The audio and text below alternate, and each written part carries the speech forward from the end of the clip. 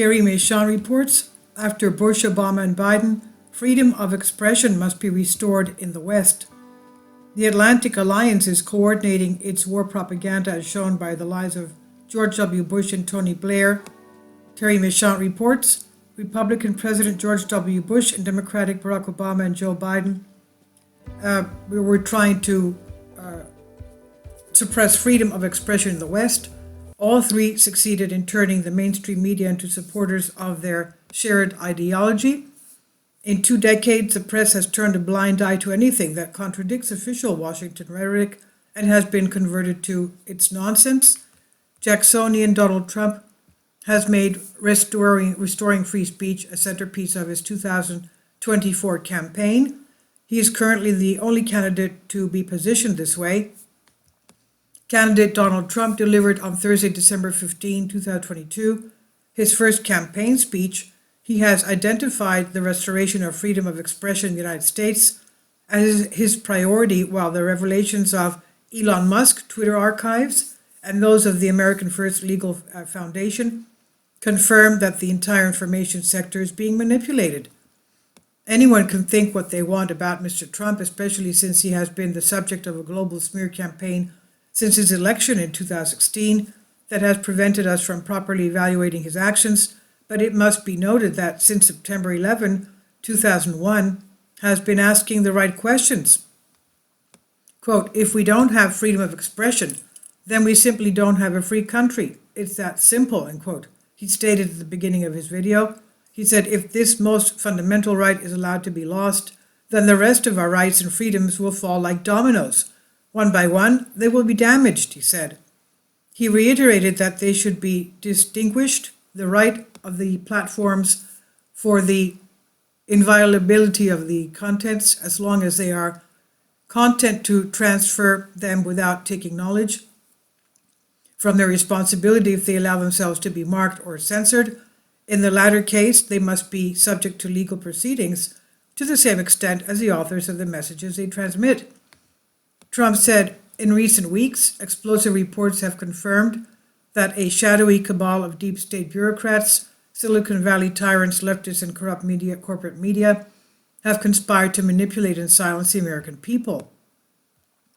They colluded to withhold vital information on everything from elections to public health. A censorship cartel must be dismantled and destroyed. It must happen immediately, he said. September 11, 2001, the generalized lie began with the West with the description of the September 11, 2001 attacks on the United States. From the first minute of the incident, mass media, without conducting investigation, and in the absence of a claim for the attack, named the culprit. And later in the day, BBC reporter confirmed that the 7th tower had just collapsed while it was still visible that it was standing in the distance for another few minutes. That day, although some U.S. journalists described with greater relevance the critical thinking that what they saw, only one person dared to say on television that what the authorities were saying was false, and it was real estate broker Donald Trump, for whom the first 2 towers could not have collapsed under the impact of the planes that had hit them. He knew all the more better what he claimed, as he employed at the same time the architects who had built the World Trade Center. Donald Trump, on September 11, 2001, Donald Trump was wise enough to explain that the authorities had to have national security reasons to hide the truth from the public. 6 months later, I personally lacked the same skill when I published the global bestseller L'effroyable imposture. From this period, I remember a journalist from the major American magazine who came to interview me in Paris. When I pointed out to her that if the planes had knocked down the towers, they would not have collapsed themselves as in a controlled demolition, but latterly she replied that she had no opinion because she was not an expert on that matter. I also remembered the editor of a very large U.S. magazine calling me to explain that he could not publish anything from my book, but that he supported me. A molybdenum coating had just fallen on the West. The years that followed with the reshaping of the greater Middle East were nothing more than a long line of lies. The Pentagon operation was presented as a continuation of interventions against dictatorships or in civil wars, Washington was destroying peoples for a good cause, they had no qualms about claiming that Iraq possessed the world's third largest military force and weapons of mass destruction, that Muammar Gaddafi and Bashar al-Assad were dictators, etc. These events were the beginning of fact-checking. Authoritative media wisely assured improbable things. The newspaper Le Monde of France published absurd calculations, assuring that everything was clear and logical. Then came the insults. Those who thought were branded as conspiracy theorists, quote unquote, and accused of being ideologically extremist. Two leading journalists commissioned a book to confirm that the reason there was no Boeing debris at the Pentagon was that the plane had crashed on a piqué horizontal. All these absurdities were repeated at will. In 2016, the campaign against the Jacksonists, the global conversation I had started was slow to develop, especially in the United States. We had to wait until 2004 when a famous intellectual, David Ray Griffin, decided to write a book to refute my claims and was surprised to find that I was right. One of Donald Trump's lawyers at the Access for Peace conference organized by Thierry Meychan, 2005 in Brussels. In 2016, to everyone's surprise, Donald Trump seized the Republican Party and was elected President of the United States. The press, under orders, interpreted this election as a victory of populism over speech. But why did the American people follow such a man, if not because he denied the dominant lie? Donald Trump, having won the Republican Party's nomination for the office of president, but not being a Republican himself, a massive bipartisan campaign was organized to destroy his image. It started before he even entered the White House. It was orchestrated internally by David Brock and cost at least $35 million. For the first time, the Western press described the president-elect of the United States as a racist and called for his extermination before he could do much damage. For 4 years, none of his major decisions were broadcast to the press, only corridor noises about the bickering within his team. Did you hear about the executive order banning the CIA from the U.S. Security Council or cutting off funding to jihadists? President Trump's foreign policy was presented as one man's incoherent madness while acting along the lines of a school of thought, that of President Andrew Jackson. But did you hear anything about him other than that he was and is a racist?